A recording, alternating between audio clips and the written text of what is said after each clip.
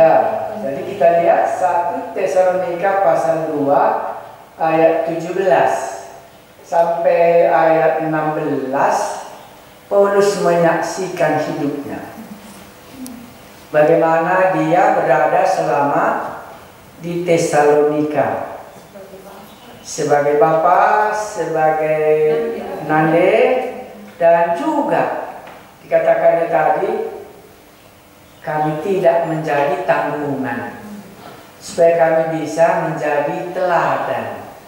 Maka siang malam kami bekerja supaya kami tidak menjadi beban kamu selama kami bersama-sama dengan kamu. Ya, jadi mungkin Paulus berada di Tesalonika kurang lebih 1 bulan. Jadi singkat sekali hubungan mereka dengan Paulus. Itu maka bisa gampang salah dimengerti. Ya, barulah kita sadar gampang salah dimengerti. Maka ayat 17 ini ceritanya tentang rencana kembali mengunjungi. Karena mereka berpikir, kan Paulus itu enggak datang lagi dia, gitu ya. Enggak dia senang lagi sama kita di Tesalonika ini. Karena waktu dia di sini pun dia semua yang mengerjakan pekerjaannya. Kita tidak ada sedikit pun mengambil bagian dalam menolong dia. Itulah sebabnya makanya dia sudah pergi dan tidak mau lagi datang. Nah, jadi ini ada sedikit kesan mereka karena belum begitu lama, ya nggak datang lagi lah dia. Gue baca kat corona, gue benceng ya begini. Iya, kayak yang benceng lama. Itu asli kali bahasa Karo. Iya, itulah artinya benceng itu nggak tahu kalian. Udahlah kalau nggak tahu nggak apa-apa lah. Biarlah kami saja yang cakap Karo ini tahu. Iya, tahu kan bencengnya, oke lah. Iya. Apa benceng bahasa Indonesia-nya? Oh iya, meraju karena berarti kan punya pengalaman. Aku kan nggak punya pengalaman. Merajuk maka nggak tahu apa itu benceng bahasa Karo tahu aku. Gue lausia benceng dia katanya begini. Lah nanti cocok sekata aku bencengnya lah dari 5 tahun kan dari sak muli yang merenda kayak kelas banduah itulah namanya merajuk. Orang ini tahu karena mereka sudah biasa. Umumnya kalau bahasa itu kita dapat, itu makanya menerjemahkan Alkitab itu nggak sembarangan. Karena itu jiwa kita. Iya, makanya kesan mereka yang membenceng Paulus sudah, makanya lah nak irir mening kita, amin nabi kita ngomong menanami kini serang, kita iya dia memberitakan berita si Maria. Iya, maka balas ayat 17. Ini jawabannya. Tetapi kami saudara-saudara yang seketika terpisah dari kamu, jauh di mata, tetapi tidak jauh di hati, sungguh-sungguh dengan rindu yang besar telah berusaha untuk datang menjenguk kami, terdekati kami, katanya ya. Maka cuma di Tesalonika kata apa? Jauh di mata, tidak jauh di hati, tapi tidak jauh di hati. Yang malah yang benceng, ada yang benceng, denger tapi makanya ayat 17 inilah kalimat yang paling cocok dalam pembukaan apa sikap Paulus dalam pengertian mereka. Kok Paulus nggak datang-datang lagi? Iya, makanya dikatakannya tetapi kami, kan bukan dia sendiri ya, Timotius, Silas, dan Paulus sendiri, maka tiga-tiganya gitu. Iya, tetapi kami saudara-saudara yang seketika terpisah dari kamu. Seketika, karena bukan selamanya. Jauh di mata, tetapi tidak jauh di hati. Sungguh-sungguh dengan rindu yang besar telah berusaha untuk datang menjenguk kamu. Iya. Ayat 18. Sebab kami telah berniat untuk datang kepada kamu. Aku, Paulus, kan begitu sebenarnya. Aku, Paulus, malah lebih dari sekali tetapi iblis tetap mencegah kami. Kenapa dikatakannya iblis mencegah dia? Ya, dalam dunia teologi ini akan dibahas. Bisakah iblis ini menghalangi Paulus untuk pergi mengabarkan Injil? Ya. Ya, ini teologianya agak berat. Pernah juga mungkin Anda tahu kitab Daniel ya. Waktu Daniel berdoa ya, dan doanya nggak dijawab karena dihambat oleh iblis, begitu kan? Saya kurang ingat kali. Ya, tetapi di sini Paulus mengatakan ini karena aniaya belum berhenti di Tesalonika. Maka aniaya ini yang menghambat pekerjaan ini adalah iblis sendiri. Makanya dia katakan tadi seketika katanya ya. Karena nanti kalau Tuhan sudah mengizinkan, kami akan datangnya kembali. Tapi karena sampai sekarang ini iblis telah mencegah kami, sehingga dia meninggalkan Tesalonika dan sudah berulang kali kembali lagi mau ke Tesalonika. Tapi situasi secara politik, kemarahan orang-orang yang menolak Yesus itu adalah yang telah bangkit dari antara orang mati dan dialah Raja yang akan datang sekali lagi, belum padam. Berbeda dengan daerah-daerah misi yang sudah ditinggalkan Paulus. Begitu reda, dia bisa lagi kembali ke sana seperti ke Filipi. Tetapi kepada Tesalonika, iblis telah mencegah kami.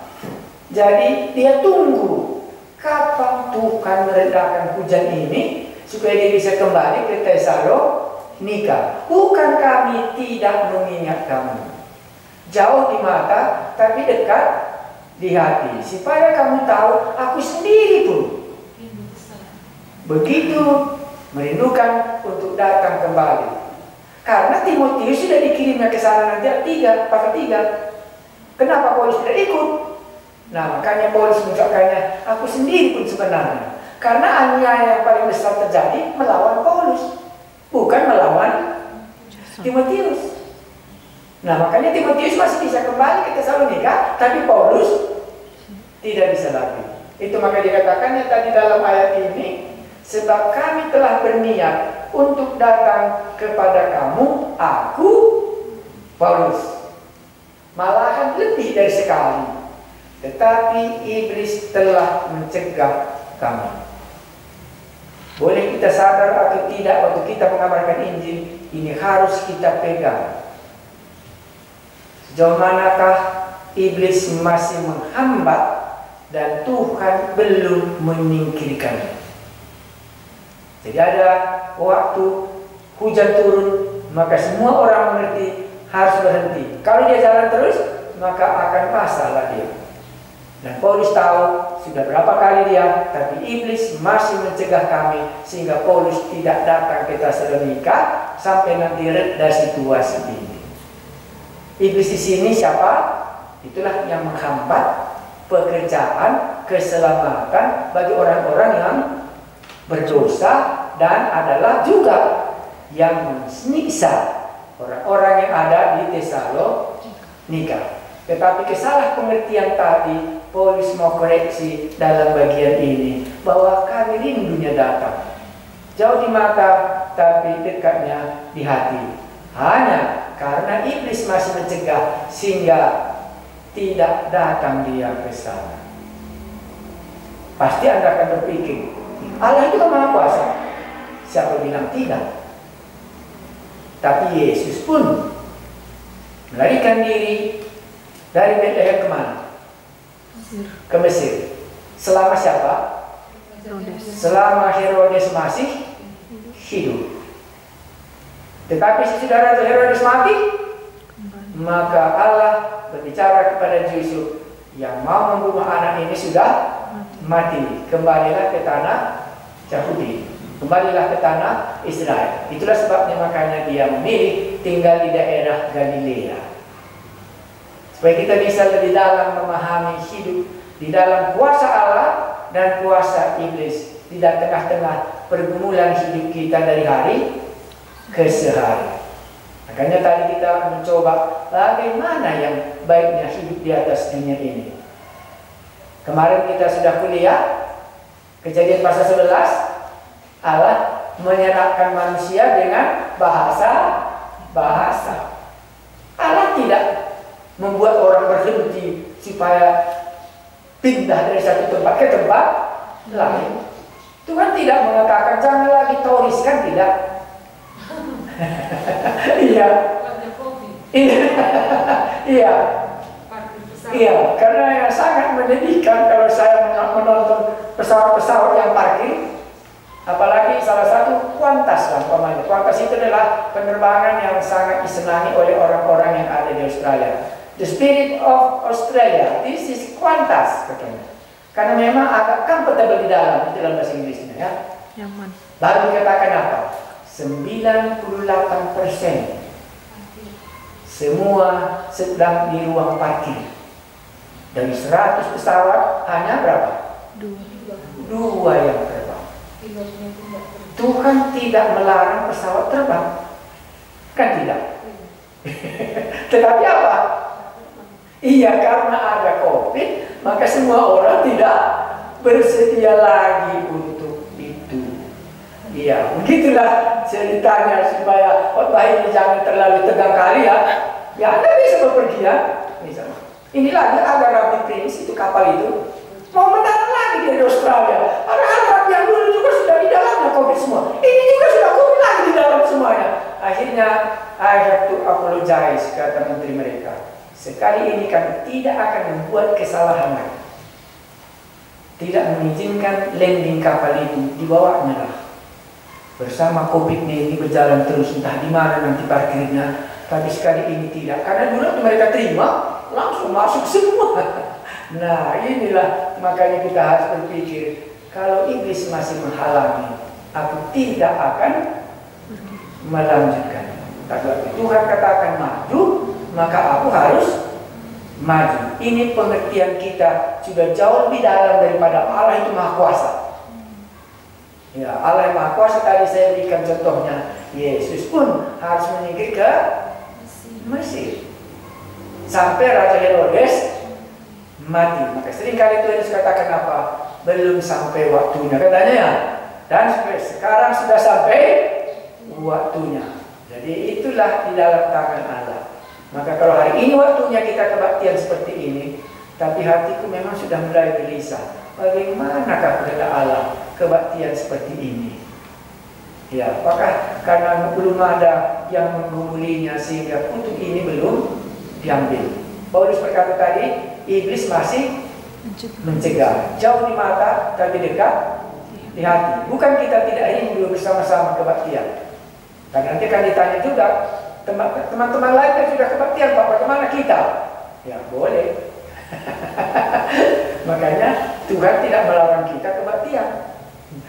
Pesawat tidak dilarangnya terbang, tidak dilarangnya kita pergi kemana-mana, tetapi ada COVID-19, bukan menenangkan yang datang, tapi kematian yang menyusahkan. Jadi Paulus tahu itu, tahu hujan, tahu hari pahit.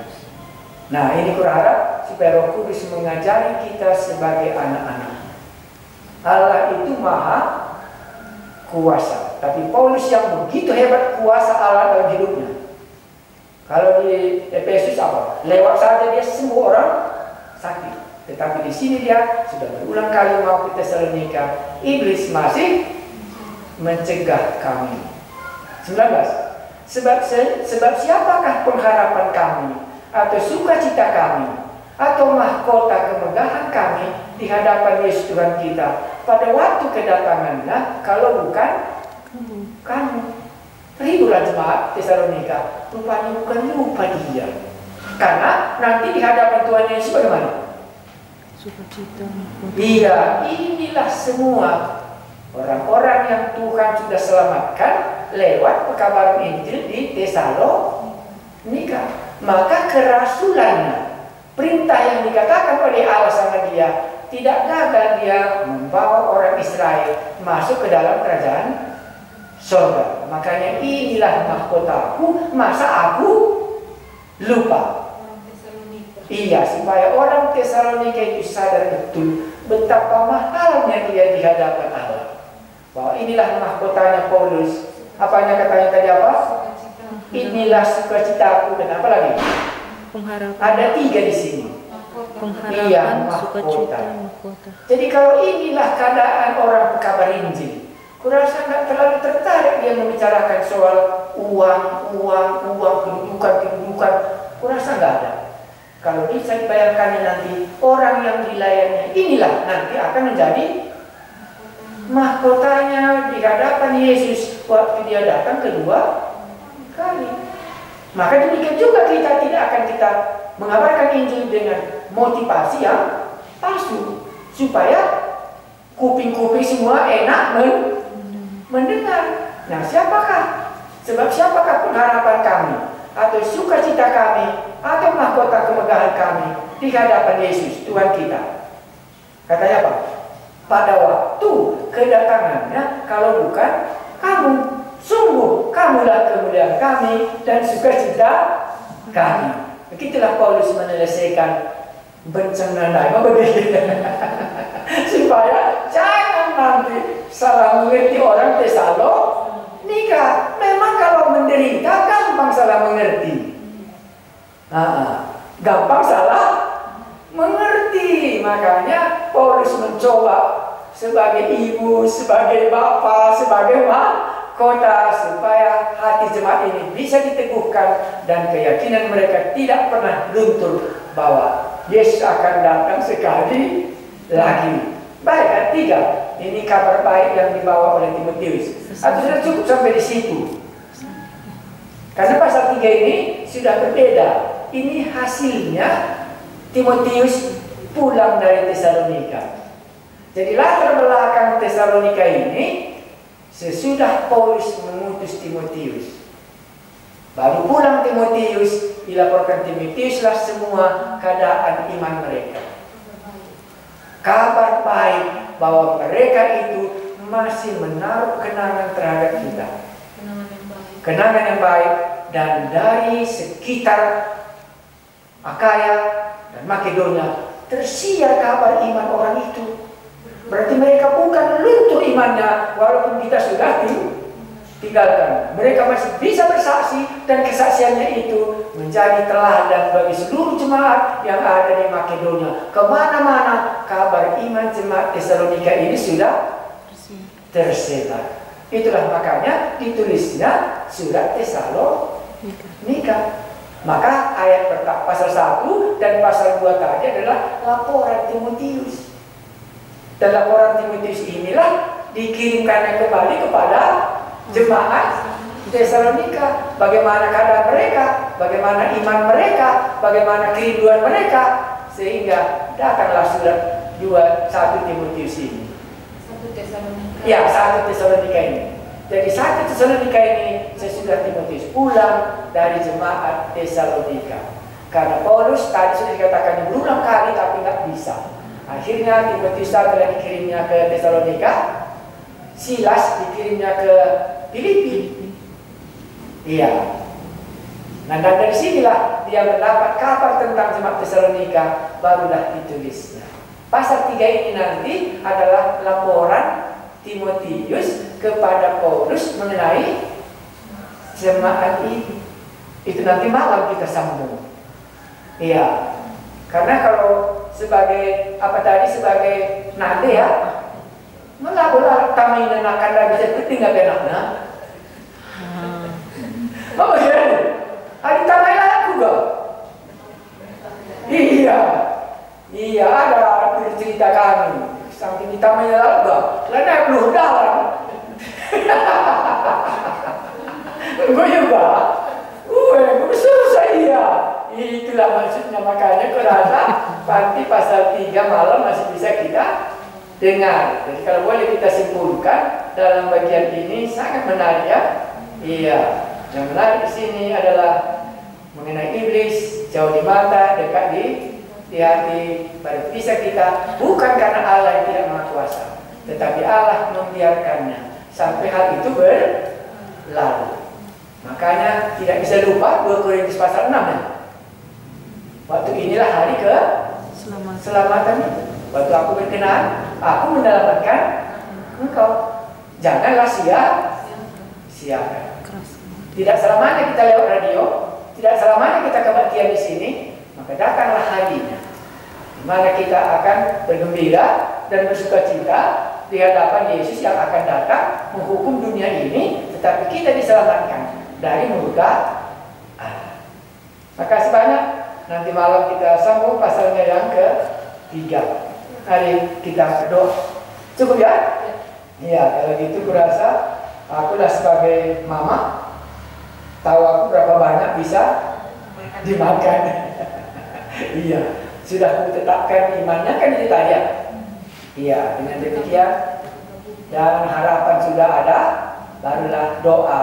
Sejauh manakah kita melayani Tuhan kita? Kalau Tuhan izinkan kebangunan rohani ini 15 hari. Kapan dimulai? Tangan Tuhanlah memimpin gerejanya. Roh Kudus akan di tengah-tengah kita lah yang akan mengajari kita untuk menyelamatkan orang-orang yang masih di bawah murka Allah. Terdoa. Kami mengucap syukur buat anugerah-Mu bahwa mahkota dan kemuliaan pada waktu Tuhan kami datang kedua kali. Kami akan mengalami kemalumanate bagi kemuliaan yang berasal daripada kami teguh bahwa punya keyakinan Yesus akan datang sekali lagi untuk menyelamatkan kami daripada murka yang harus menimpa bumi ini. Kami ucap syukur kalau harinya kami bisa percaya. Dan kalau harinya nanti bisa juga orang lain bisa percaya. Tuhan kami Yesus, kami berdoa buat tanah karo kami ini. Karena kemarilah kami Tuhan antar supaya bangsa kami dan suku kami dilepaskan daripada murka Allah dan bisa masuk ke dalam kemuliaan-Mu. Tuhan kami Yesus, dalam hati kami sudah rindu kami bisa kebaktian bersama-sama. Karena itu kami bawa kerinduan hati kami ke hadapan-Mu.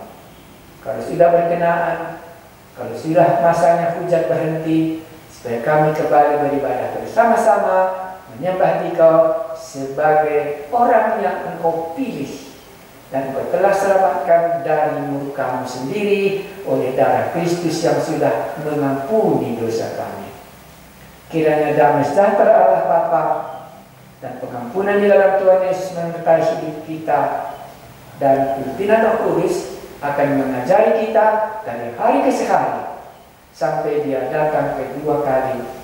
Amin.